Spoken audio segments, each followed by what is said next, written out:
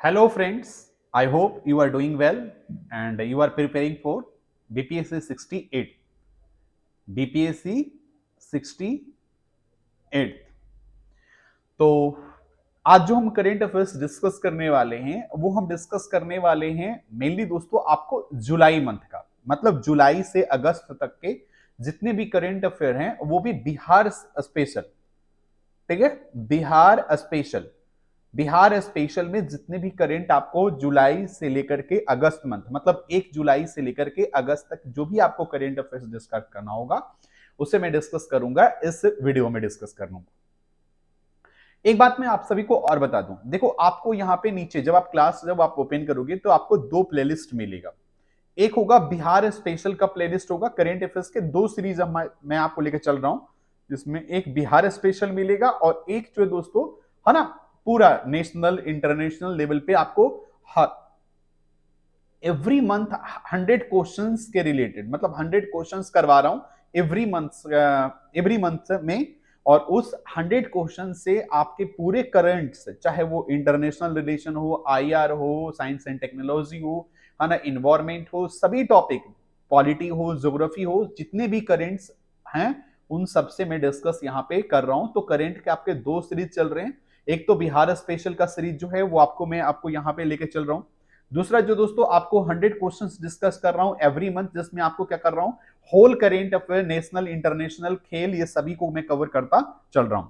तो दो चल रहे हैं आपके करेंट अफेयर्स की क्लास। तो आप लोग जरूर जितने भी स्टूडेंट्स जुड़े हैं प्लीज आप लोग ज्यादा से ज्यादा क्लासेस को देखिए और आप लोग को जैसा भी फील हो मतलब आपको लगे कि हाँ ये करेंट में ये सारे टॉपिक हमने कवर किया है, जो भी चीजें आपको सुझाव देना हो आप लोग है ना ऑफलाइन कमेंट करके मुझे जरूर बताना, मतलब मुझे बताना कि सर आप लोग अपने कमेंट बॉक्स में मुझे बताना कि आपका क्या राय है और क्या बेहतर किया जा सकता है या आपका क्या सुझाव हो सकता है। तो अपने क्या कर सकते हैं, सुझाव अपने कमेंट बॉक्स में डाल सकते हैं। मैं अपनी क्लास को स्टार्ट करूंगा जैसा कि मैं आपको एवरी टाइम स्टार्ट करता हूं एक मोटिवेशनल कोट्स के साथ। तो आज भी मैं अपनी क्लास की स्टार्टिंग एक मोटिवेशनल कोट्स के साथ शुरू करूंगा। तो पहला जो लाइन है मेरे भाई इस तरह से, राह संघर्ष की जो चलता है, राह संघर्ष की जो चलता है वो ही संसार को बदलता है। फिर से मैं बोलूंगा, राह संघर्ष की जो चलता है वही संसार बदलता है, जिसने रातों से जंग जीती है, जिसने रातों से जंग जीती है, सुबह सूर्य बनकर वही चमकता है। तो मैं जानता हूं कि आपके पास वक्त कम है, बहुत ही आपको 60-70 डेज आपको पास बचे हुए हैं, तो आपको रातों से लड़ना है। अगर आपने ये ठंड के मौसम में अगर आपने रातों से लड़ लिया तो मैं आपको जरूर बोलूंगा कि कल अर्थात जब आप फरवरी में आप एग्जाम देकर के आओगे तो आप चमकोगे। ठीक है, तो चलिए अपने क्लास को स्टार्ट करते हैं, कंटिन्यू करते हैं। देखिए दोस्तों, सबसे पहला मैं बात करूं, Mukesh Kumar selected for India A cricket team. जैसा कि अभी आपको पता होगा कि बांग्लादेश और इंडिया के बीच में एक टेस्ट सीरीज मैच चल रहा है। उसमें क्या किया गया है, मुकेश कुमार जो गोपालगंज से हैं, वो एक बॉलर हैं, एक फास्ट बॉलर हैं, है ना। वो अच्छे प्रदर्शन की वजह से उन्हें क्या किया गया है, इंडियन ए क्रिकेट टीम में शामिल किया गया है। तो मुकेश कुमार कहां से बिलोंग करते हैं, गोपालगंज से बिलोंग करते हैं। इनको इंडिया ए क्रिकेट टीम में जगह मिला है और यह एक बॉलर है। ठीक है, तो इतना आपको याद रखना है। इसी तरह से मैं आगे चलता हूं। नेक्स्ट जो पॉइंट है वो है दोस्तों इंस्पायर अवार्ड योजना। अब ये इंस्पायर अवार्ड योजना क्या है, तो मौसम कुमारी जो है सिलेक्टेड फॉर इस अवार्ड के लिए उनको सेलेक्ट किया गया है। और ये मौसम कुमारी जो है वो बिहार की हैं, है ना। अब ये जो दोस्तों ये इंस्पायर अवार्ड जो है किस लिए दिया जाता है, तो स्ट्रक्चरल और इनोवेशनल डेवलपमेंट के लिए, मतलब आपने कोई नया कुछ चीजें डेवलप किया है उसके लिए दोस्तों ये इंस्पायर अवार्ड दिया जाता है। ठीक है, और उन सभी स्टूडेंट्स को दी जाते हैं जो क्लास 6 से लेकर के क्लास 10th के स्टूडेंट हो, है ना। मतलब मौसम कुमारी जो है वो क्लास 6 से क्लास 10th के बीच का एक स्टूडेंट होंगी, वो बिहार की हैं। उनको क्या किया है, कुछ इनोवेशनल डेवलपमेंट के लिए इंस्पायर अवार्ड से सम्मानित किया गया है। और यह अवार्ड जो है वो प्रोवाइड किया जाता है सेंट्रल गवर्नमेंट के द्वारा, ministry of science and technology के द्वारा। तो अगर आपसे मिनिस्ट्री पूछ दिया जाए तो साइंस एंड टेक्नोलॉजी, मौसम कुमारी को दिया गया है इंस्पायर अवार्ड योजना दिया गया है। आगे चलते हैं। स्टेट वाइज, है ना, वेट लिफ्टिंग कंपटीशन। अब इसमें देखते हैं state wise weight lifting competition में, है ना, जो रविता हैं उनको क्या मिला है, गोल्ड मेडल से सम्मानित किया गया है और वह बिलोंग करती हैं सीतामढ़ी से। ठीक है, और यही दोस्तों हमारा चैनल का नाम है बीपीएससी ओनली नथिंग एल्स, ये चैनल का नाम है। अगर जिन विद्यार्थियों ने अभी तक चैनल को सब्सक्राइब नहीं किया है, आप लोग एक बार जरूर कर लेंगे। आगे चलते हैं। 67th जो है फिल्म फेयर अवार्ड के बारे में बात करें तो जो बेस्ट को एक्टर अवार्ड जो दिया गया है वो पंकज त्रिपाठी को दिया गया है और यह बिहार से बिलोंग करते हैं। अब आप लोग को दोस्तों कमेंट बॉक्स में ये डालना है कि पंकज त्रिपाठी जो हैं वो किस डिस्ट्रिक्ट से बिलोंग करते हैं। मानता हूं कि ये बिहार से हैं, लेकिन बिहार के किस डिस्ट्रिक्ट से पंकज त्रिपाठी जो हैं वो बिलोंग करते हैं। ठीक है, तो पंकज त्रिपाठी को दोस्तों 66th फिल्म फेयर के बेस्ट को एक्टर अवार्ड से इन्हें सम्मानित किया गया है। 48th junior national kabaddi girl competition 2022 को ऑर्गेनाइज किया गया कहां, पटना में। फिर से मैं बोल रहा हूं, 48वीं junior national kabaddi girl competition 2022 Patna में क्या किया गया, ऑर्गेनाइज किया गया और पटना के दोस्तों पाटलिपुत्र खेल परिसर में इसे ऑर्गेनाइज किया गया है। ठीक है, आगे चलते हैं। अगला क्वेश्चन है कि तेलहर कुंड, ठीक है, तेलहर कुंड वाटरफॉल, है ना, ये कहां है दोस्तों, ये आपको बताना है। तो ये कहां है, ये जो है वो आपको कैमूर में देखने को मिलेगा। कैमूर की जैसा कि पता है दोस्तों, कैमूर सबसे ज्यादा क्या है, आपको फॉरेस्ट वहीं आपको देखने को मिलेगा। ठीक है, तो चूंकि आपको कैमूर में आपको वाटरफॉल मिलेगा, तेलहर वाटरफॉल आपको कहां में देखने को मिलेगा, ये कैमूर में देखने को मिलेगा। यहां पे दोस्तों 80 मीटर हाइट की ऊंचाई से वाटर जो है वो फॉल करता है और इसके नजारा को देखने के लिए देश विदेश से लोग बहुत ज्यादा क्या आते हैं, घूमने के लिए आते हैं और यहाँ पे इंजॉय करने के लिए आते हैं। ठीक है, तो ये याद रखिएगा, तेलहर वाटरफॉल अभी हाल ही में न्यूज में था तो इसलिए मैं आपको ये बता दिया। उत्कृष्ट सेवा सम्मान 2022 इसको दिया जाता है, उत्कृष्ट सेवा सम्मान को दिया जाता है एजुकेशन, स्पोर्ट्स और पब्लिक सर्विस के क्षेत्र में इस अवार्ड को सम्मानित किया जाता है। उत्कृष्ट सेवा सम्मान जो है वो एजुकेशन, स्पोर्ट और पब्लिक सर्विस के लिए दिया जाता है ना। इस अवार्ड को डॉक्टर, है ना, रजनीगंधा जो एक टीचर हैं उनको इस अवार्ड से इस बार सम्मानित किया गया है। तो अगर आपसे क्वेश्चन एग्जाम में पूछ लिया जाए कि उत्कृष्ट सेवा सम्मान 2022 किस क्षेत्र में दिया जाता है, तो एजुकेशन के क्षेत्र में, स्पोर्ट्स के क्षेत्र में, पब्लिक सर्विस के क्षेत्र में। ठीक है, और अगर आपसे ये पूछ लिया जाए कि इन्हें किस व्यक्ति को दिया गया है, तो रजनीगंधा जो एक टीचर हैं उनको क्या किया गया है ना, उत्कृष्ट सेवा सम्मान 2022 से सम्मानित किया गया है। आगे चलते हैं। बाल साहित्य अवार्ड, ये साहित्य अकादमी का दोस्तों एक क्या है, एक उसका सब डिविजनल क्या है, अवार्ड कह सकते हैं। इसे दिया गया है वीरेंद्र झा को दिया गया है जो एक मैथिली राइटर है, मतलब उनकी जो भाषा है, लिखने की जो कला है उसमें वो मैथिली भाषा का यूज करते हैं। ठीक है, वो बिलोंग करते हैं मधुबनी से और उनको ये दिया गया है उड़न छू। उड़न छू एक उन्होंने दोस्तों उनका एक कह सकते हैं रचना है और इसी रचना के लिए उनको क्या किया गया है ना, बाल साहित्य अवार्ड से सम्मानित किया गया है वीरेंद्र झा को, जो मैथिली राइटर हैं और कहां से बिलोंग करते हैं, मधुबनी से बिलोंग करते हैं। अगला है दोस्तों राष्ट्रीय शिक्षक पुरस्कार, ठीक है, या फिर बोल सकते हैं नेशनल टीचर अवार्ड।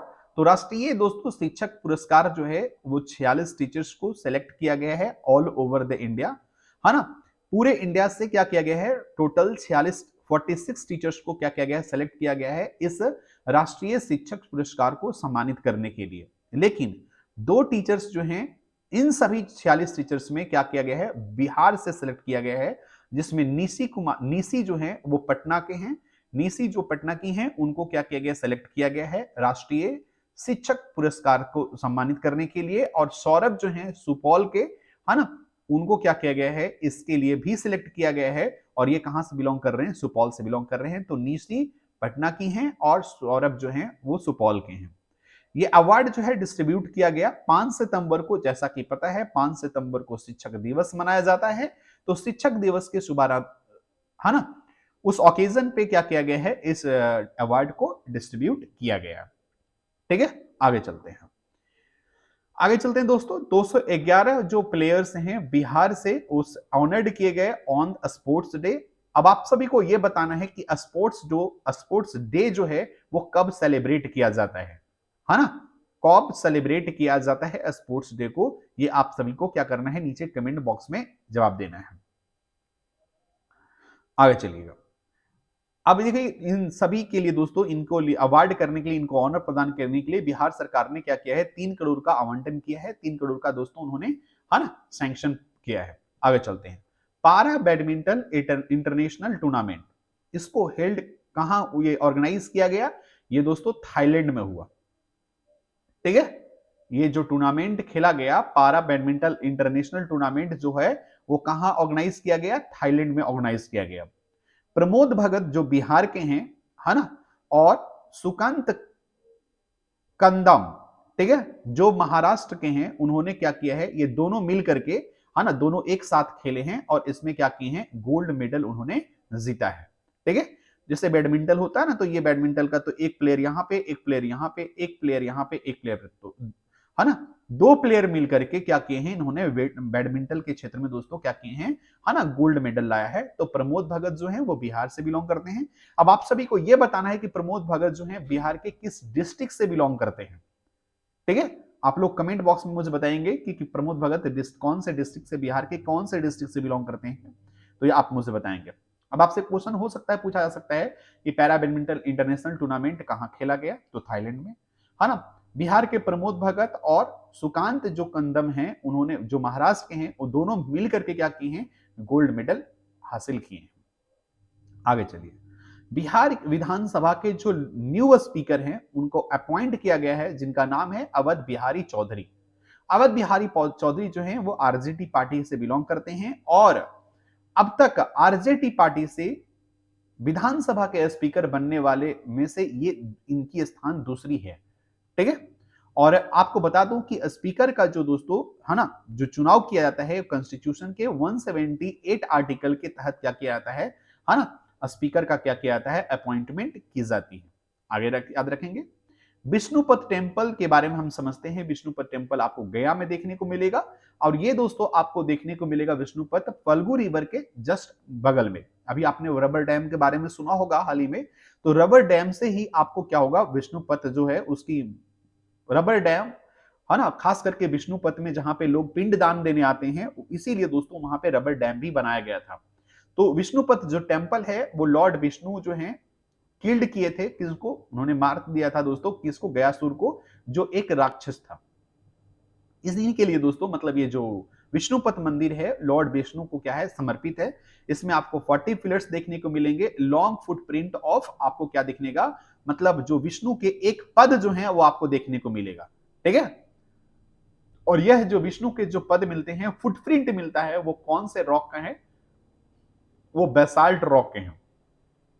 अब देखो बेसाल्ट, आपने जितने भी विद्यार्थी ज्योग्राफी पढ़े होंगे तो आपने बेसाल्ट आपने पढ़ा होगा कि बेसाल्ट जो है वो क्या है, एक रॉक है जो आमतौर पे आपको देखने को मिलता है ना, आपको समुद्र का जो टीका होता है वो बेसाल्ट पे ही होता है। ठीक है, इसकी अगर हम लंबाई की बात करें दोस्तों, ये पूरे विष्णुपद टेम्पल की लंबाई की बात करें तो ये क्या है, इसको 100 फीट लंबाई है और इसको बनाया गया था अहिल्याबाई के द्वारा 1787 में।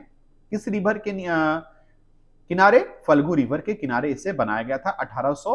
1787 ईस्वी में अहिल्याबाई के द्वारा इसे बनाया गया था। 100 फीट लंबा है ना। ये सारी चीजें आपको देखने को मिलेगा। लक्ष्य योजना, ये लक्ष्य योजना जो है दोस्तों ये रिलेटेड है हेल्थ सेक्टर से, स्पेशली उन लोगों के लिए, मतलब उन वुमेन्स के लिए जो औरतें क्या हैं, प्रेग्नेंट हैं, उनके लिए दोस्तों ये क्या किया है, लक्ष्य योजना स्टार्ट किया गया है। तो लक्ष्य योजना में अगर देखा जाए, CHC खिजरसराय जो गया है वो बेस्ट परफॉर्मर के रूप में रहा है, जिसे दोस्तों, मतलब अगर आपसे पूछ लिया जाए कि लक्ष्य योजना में कि फर्स्ट रैंकर जो है वो कौन सा स्थान है, तो आपको याद रखना है कि कौन सा आपको हॉस्पिटल है, CHC खिजरसराय। और CHC खिजरसराय कहां है, गया में है, जो बेस्ट परफॉर्मर के कैटेगरी में इसे, है ना, शामिल किया गया है। इसने दोस्तों फर्स्ट रैंक हासिल करते हुए, मतलब 94 मार्क्स हासिल करते हुए इन्होंने क्या किया है, फर्स्ट रैंक को सिक्योर्ड किया है। तो ये आप याद रखेंगे। चलिए आगे बढ़ते हैं। हम कास्ट सेंसस के बारे में समझते हैं कि कास्ट सेंसस में क्या क्या चीजें जो है वो आपको जानने को मिलेगा। लेट्स सी, आपको मैं बताता हूं कास्ट सेंसस में आपको किन किन चीजों पे आपको ध्यान रखना है। Wait a moment.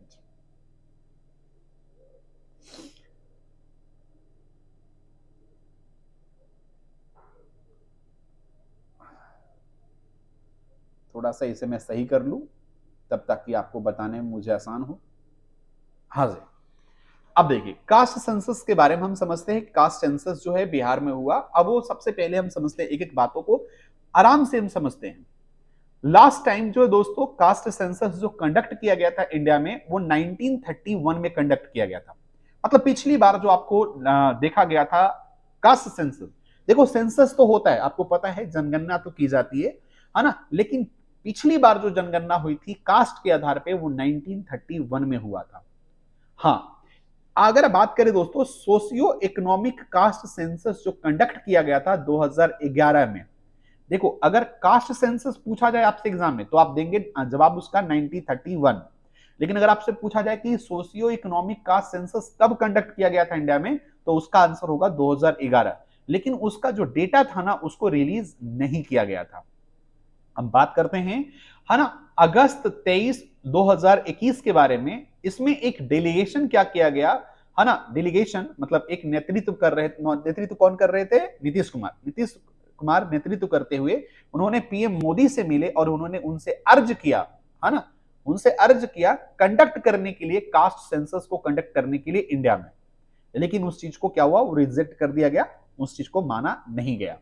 परंतु उसके बाद दोस्तों उसके पहले ही, मतलब उसके पहले ही बिहार सरकार ने एक रेजुलेशन क्या किया था, पास किया था दो बार, 2019 में भी और 2020 में भी, है ना। ये जो रेजुलेशन दोस्तों बिहार असेंबली के द्वारा पास किया गया था ताकि बिहार में कास्ट सेंसस को कंडक्ट करवाया जा सके।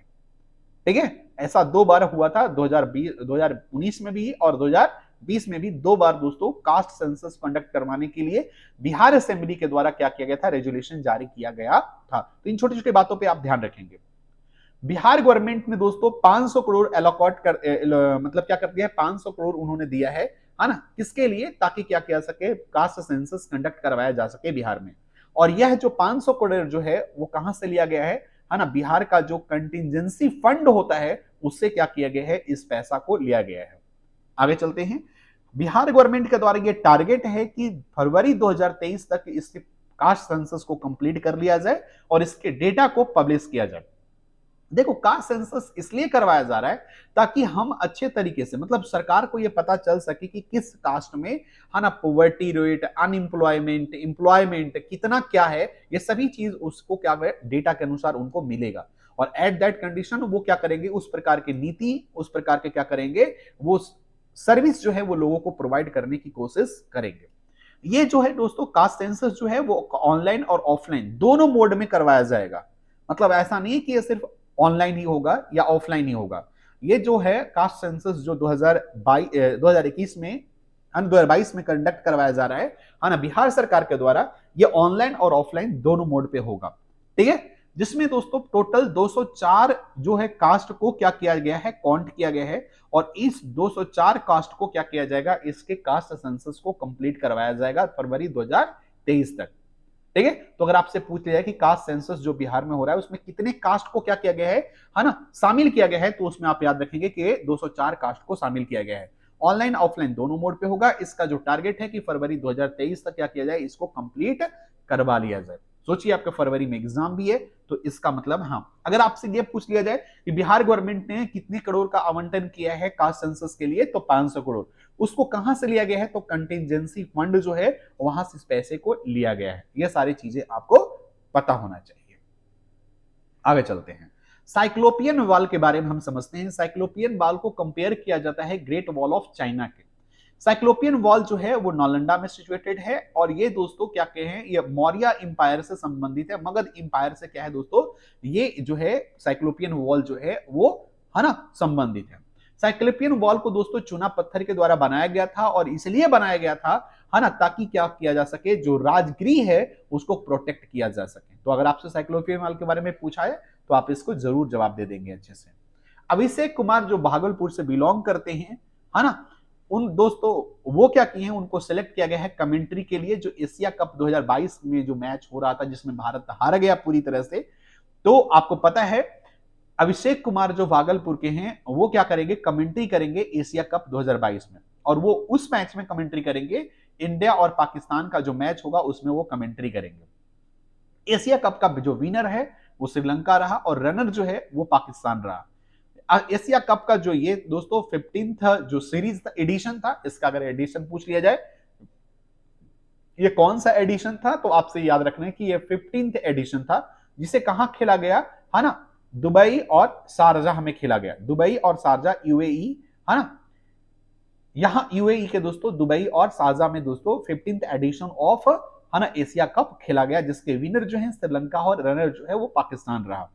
Most Asia cup played by, मतलब सबसे ज्यादा दोस्तों एशिया कप किस कंट्री के द्वारा खेला गया, तो श्रीलंका के द्वारा सबसे ज्यादा एशिया कप खेला गया है, उसके बाद इंडिया के द्वारा खेला गया है, उसके बाद पाकिस्तान के द्वारा है। मोस्ट एशिया कप विनर कौन है, इंडिया जो है सबसे ज्यादा एशिया कप जीता है। अगर आप बात करें तो एशिया कप दोस्तों सबसे ज्यादा इंडिया जीता हुआ, 7 बार एशिया कप इंडिया ने जीता है, और श्रीलंका जो है वो 5 बार क्या किया है, एशिया कप को जीता है। तो ये सारी बातें आप याद रखें। आगे चलते हैं, इंडिपेंडेंस डे। अब इंडिपेंडेंस डे में द फ्रूट झाकिया गॉट फर्स्ट पोजीशन, मतलब कौन से जो है झाकिया जो है वो फर्स्ट पोजीशन जो उसको है ना मिला। तो एग्रीकल्चर सेक्टर में से रिलेटेड जो झांकी निकाला गया था है ना इंडिपेंडेंस डे पे, तो उसको क्या किया है, फर्स्ट रैंक मिला है। उसके बाद फायर डिपार्टमेंट को दोस्तों सेकंड रैंक मिला है, और एजुकेशन डिपार्टमेंट को थर्ड रैंक मिला है। और ये जो झांकी दोस्तों जारी किया गया था वो कहां, आपको झांकी जो निकाला गया था वो निकाला गया था गांधी मैदान पटना में निकाला गया था। तो ये आप याद रखेंगे है ना। आगे चलते हैं, रेवेन्यू डिपार्टमेंट मिनिस्टर जिनका नाम क्या है, आलोक मेहता, उन्होंने डिसाइड किया है कि 5 डिसमल लैंड जो है उन सभी लोगों को दिया जाएगा जिनके पास कोई लैंड नहीं होगा। तो अगर आपसे याद रखेंगे और आपसे पूछ लिया जाए कि किस डिपार्टमेंट के द्वारा जिनके पास लैंडलेस पर्संस या लैंडलेस जो फार्मर हैं है ना उनको कितना लैंड दिया जाएगा, तो याद रखेंगे किसके द्वारा, रेवेन्यू डिपार्टमेंट मिनिस्टर के द्वारा। कौन है, अशोक मेहता। कितना डिसमिल लैंड दिया जाएगा, तो याद रखेंगे 5 डिसमिल लैंड उन्हें प्रोवाइड किया जाएगा। और इस यह जो एम है दोस्तों 2024 तक ये एम जो है वो कंप्लीट कर लिया जाना है। याद रखेंगे रेवेन्यू डिपार्टमेंट मिनिस्टर के द्वारा 5 डिसमिल जो है उन लोगों को लैंड देना है जिनके पास लैंड नहीं है। दशरथ मांझी दोस्तों रिसेंटली उनका क्या है 15वां डेथ एनिवर्सरी सेलिब्रेट किया गया। हाँ, उनको उनको जाना जाता है माउंटेन मैन के नाम से। वो बिलोंग करते हैं दोस्तों गया के है ना गहलोर घाटी से वो बिलोंग करते हैं, तो ये आप याद रखेंगे। अच्छा, अ यूनिक बैंक दोस्तों, क्या मुजफ्फरपुर के दोस्तों बेगर्स मतलब जो भिखारी हैं है ना, उन्होंने एक क्या बनाया, एक मेंबर बनाया, मतलब एक क्या बनाया, कमिटी बनाया, और उस कमिटी के आधार पे उन्होंने एक नया बैंक खोला है ना।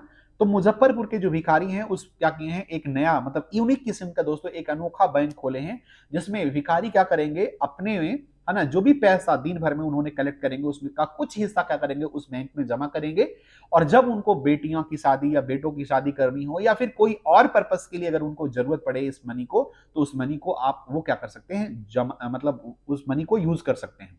इस बैंक के माध्यम से उन बेगर्स को लोन भी प्रोवाइड किया जा सकता है ना, सस्ते दर पे, है ना, सस्ते रेट पे दोस्तों, लो रेट पे क्या किया जा सकता है उनको, है ना, लोन भी प्रोवाइड किया जा सकता है। तो याद रखेंगे बेगर्स कहां से बिलोंग कर रहे हैं, मुजफ्फरपुर से बिलोंग कर रहे हैं।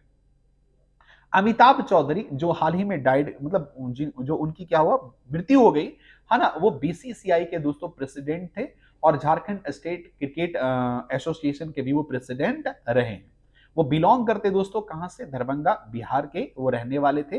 कौन, अमिताभ चौधरी, जो हाल ही में उनकी डेथ हुई, और वो कहां से बिलोंग करते हैं, वो दरभंगा से बिलोंग करते हैं, और वो क्या थे, बीसीसीआई के प्रेसिडेंट रह चुके हैं।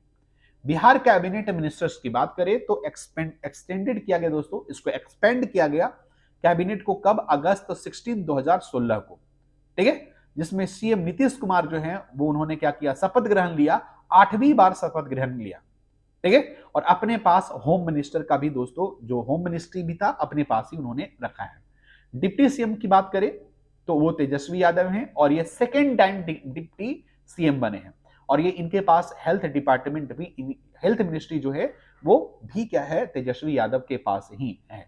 फाइनेंस मिनिस्टर की बात करें तो विजय कुमार चौधरी हैं। अब देखो फाइनेंस मिनिस्टर हमने इसलिए लिखा क्योंकि दोस्तों आपको पता है जब आप एग्जाम दे रहे होंगे या फिर आप नेक्स्ट टाइम जब आप एग्जाम दे रहे होंगे तो उस टाइम जो है वो आपको देखेंगे कि बजट जो है वो जारी करते हुए आपको फाइनेंस मिनिस्टर देखेंगे। तो इसलिए आपको ये नाम याद रखना चाहिए, विजय कुमार चौधरी आपको याद रहना चाहिए। Environment, forest, climate and climate change minister जो है वो तेज प्रताप यादव हैं, जो तेजस्वी यादव के बड़े भाई हैं। स्टेट, बिहार स्टेट सीड निगम लिमिटेड, जिसका फाउंडेशन कब रखा गया था? 18 जुलाई 1977 को on the basis of company act 1956 के तहत। इसका एम था कि भाई बिहार में जो सीड्स हैं, जो क्या है बीज हैं, उसके क्वालिटी को क्या किया जाए, इंप्रूव किया जाए, ताकि जो पैदावार हो बिहार में वो पैदावार क्या हो, ज्यादा हो सके, ताकि फार्मर्स को अच्छे खासे रेट मिल सके और उनको अच्छी उपज की अच्छी कीमत मिल सके। कुछ मैप बेस्ड क्वेश्चन मैं आपको बताता हूं। एक डिस्ट्रिक्ट का नाम बताए, मतलब उन डिस्ट्रिक्ट्स का नाम बताए जो बिहार के बिलोंग, मतलब बिहार के बाउंड्री पर है और उनका जो है वो एक स्टेट और एक कंट्री के साथ उनका बाउंड्री, मतलब वो क्या करता है, मतलब बिहार के वो कौन कौन से डिस्ट्रिक्ट हैं जो एक स्टेट के साथ साथ एक कंट्री के साथ अपना बाउंड्री जो है वो शेयर करते हैं। मतलब एक स्टेट के साथ भी, एक अदर स्टेट के साथ भी, ठीक है। और दूसरा दोस्तों आपको देखने को मिलेगा आपको एक कंट्री के साथ भी। तो वेस्ट चंपारण जो है वो पहला जो डिस्ट्रिक्ट है जो नेपाल और यूपी के साथ क्या करता है, बॉर्डर शेयर करता है। तो नेपाल एक कंट्री हो गया, यूपी एक स्टेट हो गया। किशनगंज एक और डिस्ट्रिक्ट है जो नेपाल और वेस्ट बंगाल के साथ क्या करता है, अपना बाउंड्री शेयर करता है। मतलब किशनगंज जो है वो नेपाल के साथ और वेस्ट बंगाल के साथ, नेपाल जो है कंट्री है और वेस्ट बंगाल जो है वो एक स्टेट है जिसके साथ बाउंड्री शेयर करता है। तो ये दो डिस्ट्रिक्ट है, वेस्ट चंपारण और आपको किशनगंज। और ये दोनों कहां देखने को मिलेगा, जिस तरह से आप देखेंगे इस तरह से आपको देखने को मिलेगा। तो इस तरह से आपको यहां पे, है ना,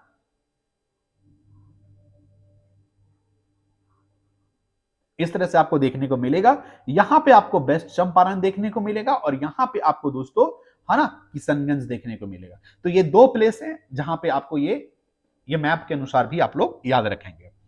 इंडिपेंडेंस डे 2022 ऑन 15 अगस्त 2022 में दोस्तों, है ना, 26 पुलिस पर्सनल, मतलब क्या है 26 पुलिस पर्सनल्स आउट ऑफ, है ना, 1082 वंस, मतलब 1082 में से 26 पुलिस कर्मचारी को सेलेक्ट किया गया बिहार से।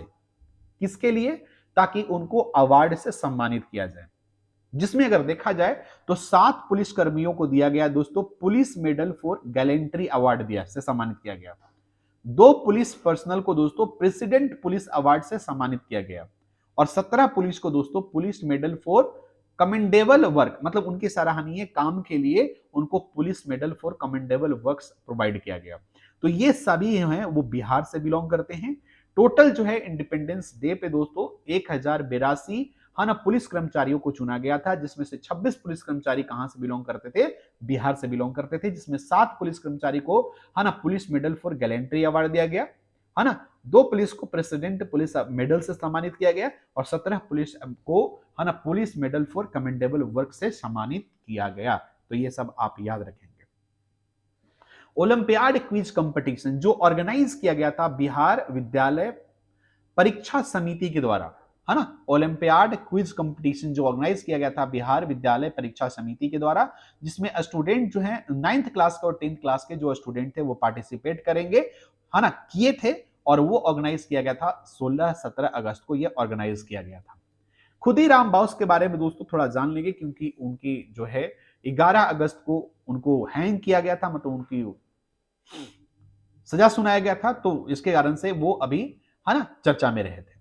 उनकी जो अगर हम बात करें उनके बॉर्न कब वो पैदा हुए थे, तो 3 दिसंबर 1889 को, है ना, मिदनापुर बंगाल में उनका जन्म हुआ था। उनके फादर का नाम, है ना, त्रिलोक्यनाथ बोस था और मदर का नाम लक्ष्मी प्रिया देवी था, है ना, लक्ष्मी प्रिया देवी उनका मतलब मदर का नाम था। उनको फांसी पे लटकाया गया था दोस्तों। उनके मतलब वो सक्रिय थे, है ना, जो हमारा आजादी की लड़ाई थी, आजादी की लड़ाई में वो बहुत ज्यादा सक्रिय थे बिहार क्षेत्र से और खास करके मुजफ्फरपुर एरिया तरफ से।